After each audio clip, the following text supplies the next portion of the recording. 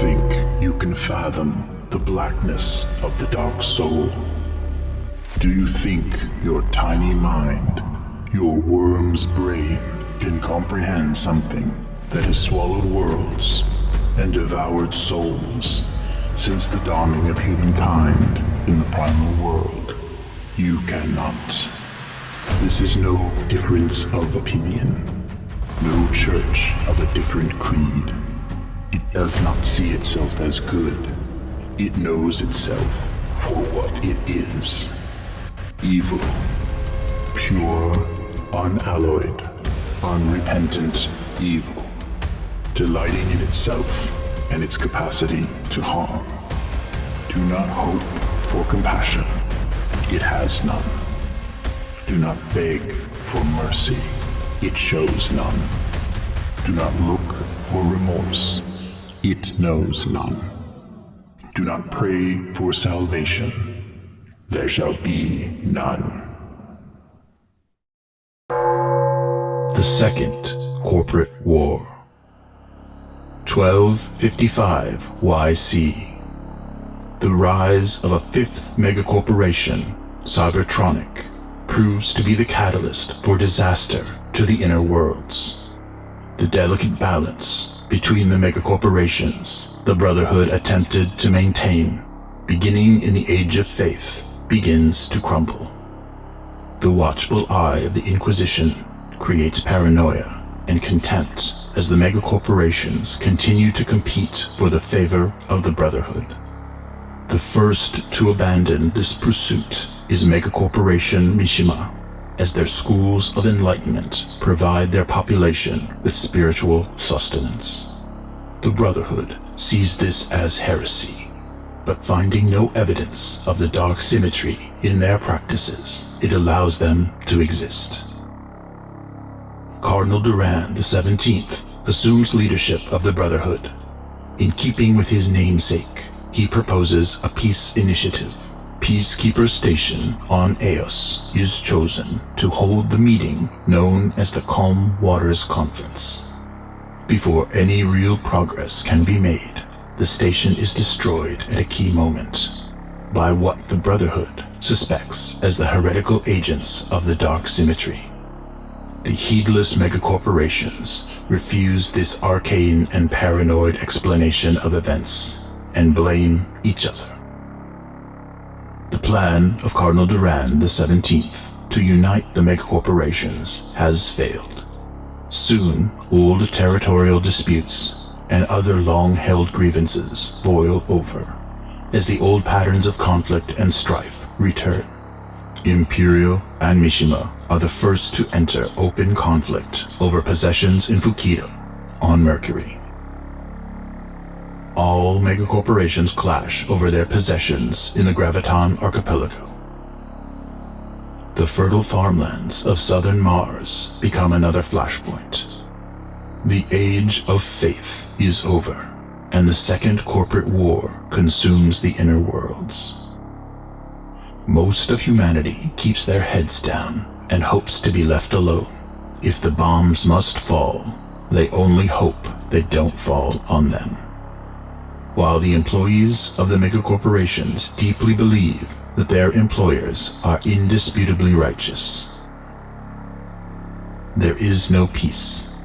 It is an age where the megacorporations gear up for endless struggle. Only the cartel and the Brotherhood stand above the conflict and try to maintain peace. The cartel works tirelessly to undermine the war efforts of all megacorporations. They institute strict rules of engagement and demand adherence or face the wrath of the cartel's powerful intelligence and financial resources. For the first time since the Dark Legion War, the megacorporation ships venture past Jupiter. Once more, the greed and ambition of humanity draw them beyond the inner worlds in complete disregard of the warnings of the Brotherhood. None of these ships return. Cities are bombed flat, and military fortifications spread like cancer over the surface of every planet. the Second Corporate War now escalates to a new violent and terrifying level. A new Dark Citadel. 1262 YC. The only event to give this endless corporate conflict the slightest hesitation is the discovery by capital forces of a new Dark Citadel on Mars. Upon investigation, it appears to be empty. As a preemptive measure, Megacorporation Capital decides to use airstrikes to destroy the Citadel. All capital forces involved in this operation are inexplicably shot down by what appears to be Imperial defenses. This intensifies the conflict between the two megacorporations. The newly discovered Dark Citadel sits silently on Mars, completely untouched by the capital assault. 1270 YC. Cardinal Dominic the 17th dies under mysterious circumstances, and with him, any hope for peace between the megacorporations. Cardinal Samuel Dominic, known as the Sheriff of Luna, uses this chance to grasp the mantle of power in his stone grip. Originally appointed to the Curia by the previous Cardinal Dominic the 16th, the joy Dominic took during his violent work with heretics in the interrogation chambers below the First Cathedral is well known. There is no arguing with his results. No subject under his interrogation ever resisted over an hour. All gave up the truth unless they died in the process. Older than his predecessor, Duran the 17th, Dominic's motivations are not peaceful, as he works to fortify the Brotherhood with an iron fist. In his opinion, the Brotherhood cannot afford to be gentle or kind. These violent and deadly times demand strong and decisive action. Many of the Brotherhood express concern with this new direction. Turmoil within Capital. 1271 YC. Disgusted by heavy troop losses and what they see as corporate mismanagement of the Second Corporate War, the Capital military leads a coup against the board of Megacorporation Capital.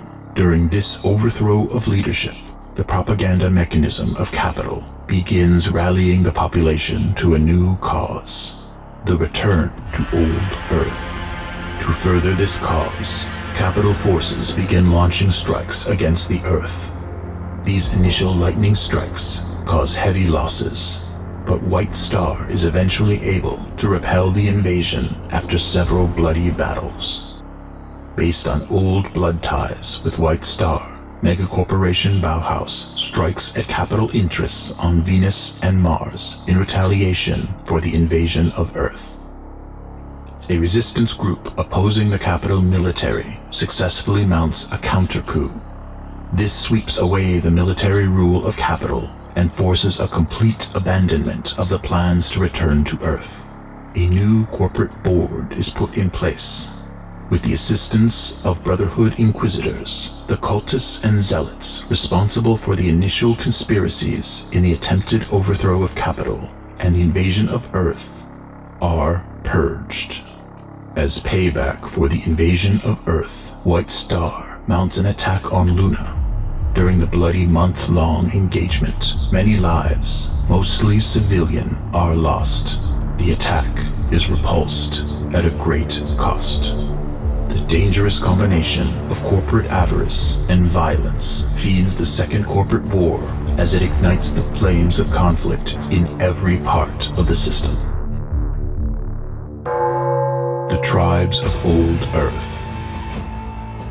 The failure of Megacorporation Capital to return to Old Earth produces another unexpected discovery: the tribes of Old Earth. From an underground base hidden deep beneath the ruins of Jerusalem, the Brotherhood secretly keeps watch over what they call Dark Eden. They are the only ones with complete knowledge of the tribes and the lands they rule.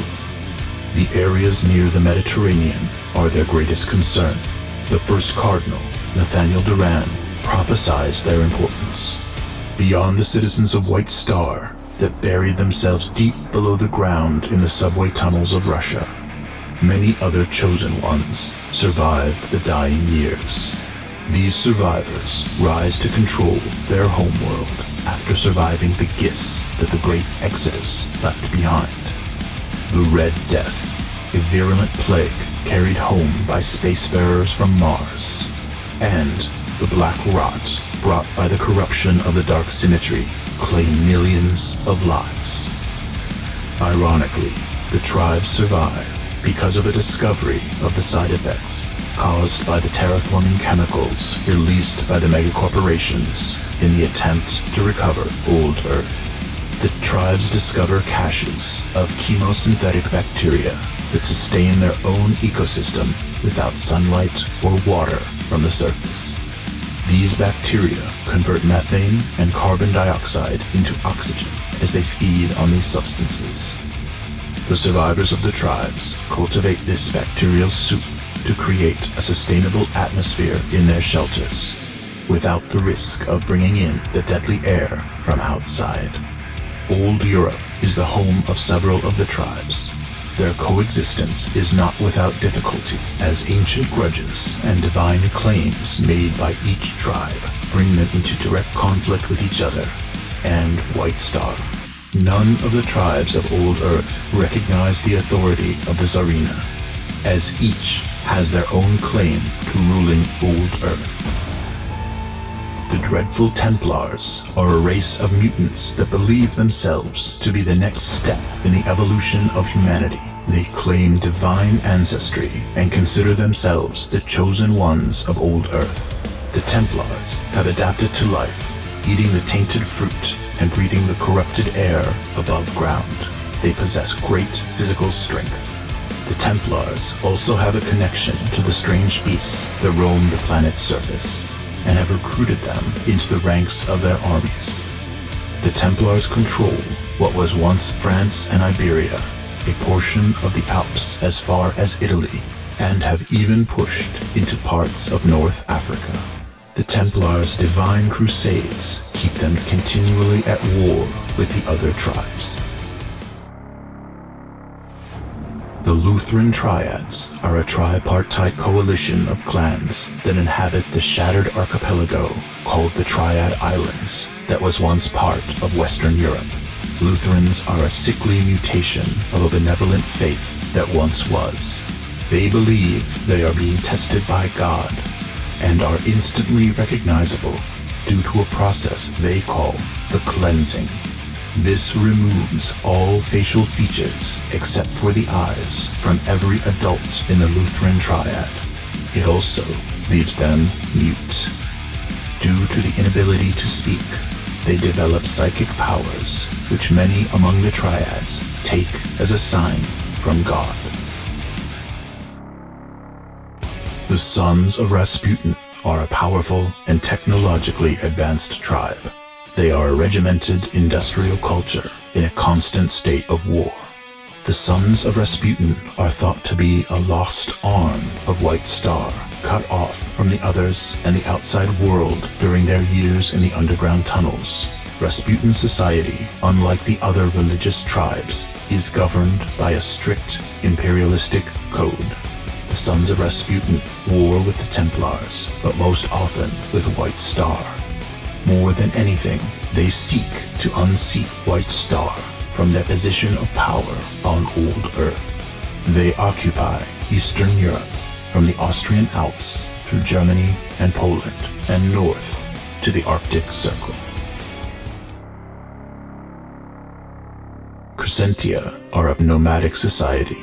They roam constantly on the backs of huge beasts along seasonal routes. Crescentian nomadic villages may be found throughout North Africa and the Arabian Peninsula, as far east as Persia, where they are in sporadic, untrusting contact with the border outposts of White Star. A few other groups are spread throughout Central Africa, India, and Australia, but none are organized enough to be called tribes. The tower blocks of the Great Bamako and the warlord King Kaponga dominate Central and Eastern Africa. Over the burning magma flows of India, the airborne Akash clans dwell aboard skyships. In the ruins of Australia, the nomadic biker gangs and bandits of Australers traveled the wasteland. The fortunes of the survivors and the tribes of Old Earth differ greatly. Even though their hatreds and claims of power keep them in constant conflict, there is one thing that unites them, the one unforgotten virtue that will always unify them. They can never forget the death and destruction visited upon their ancestors during the dark days of the Great Exodus. The Second Dark Legion War. 1291 YC. It is more than 1200 years since the beginning of the First Dark Legion War. The idea of terrible demons and dark creatures is seen by the population as only myth and legend. It is a story the Brotherhood tells to keep its followers under control. Almost forgotten in the government mall on Luna stands the Doom Trooper Monument, an epic 200-meter-high statue that marks what was thought to be the final victory against the Dark Forces at the end of the First Dark Legion War.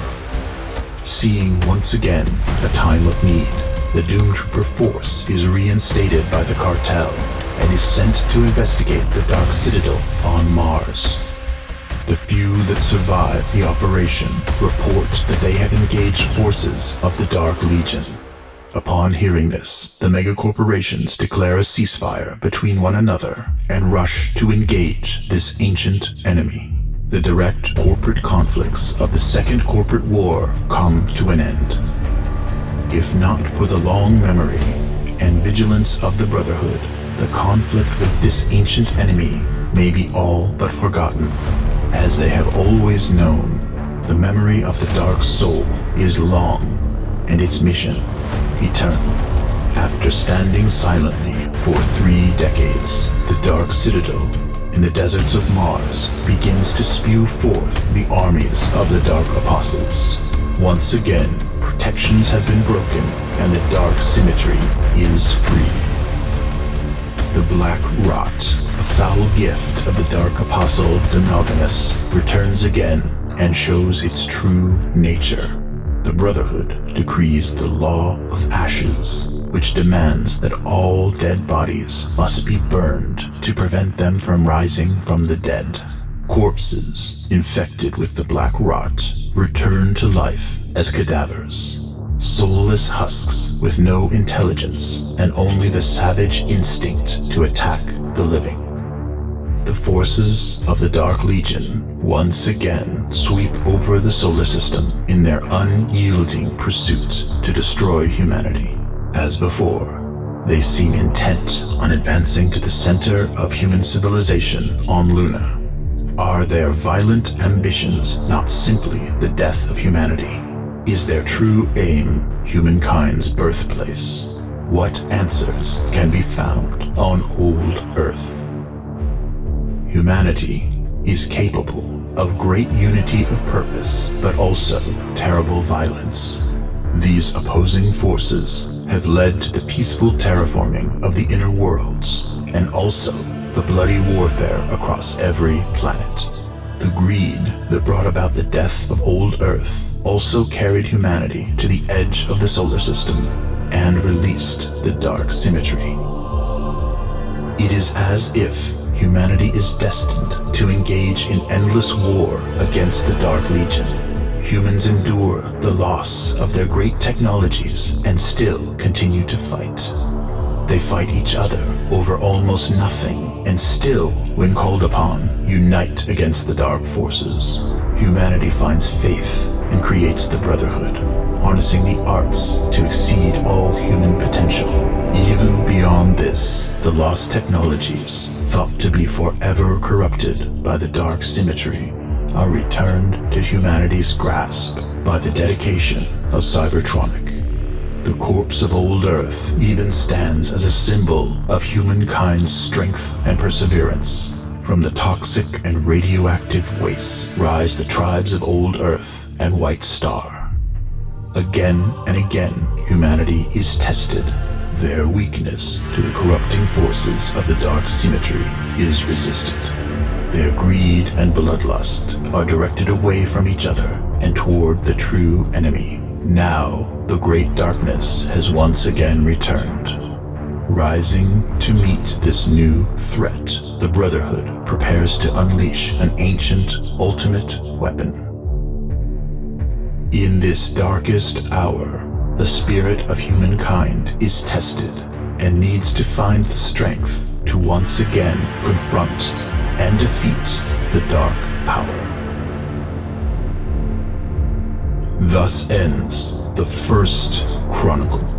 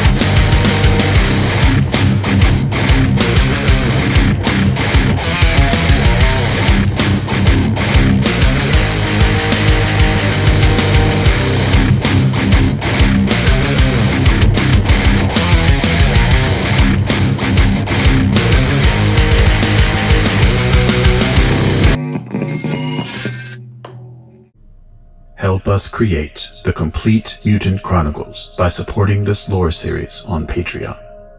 Visit patreon.com/idleredhands.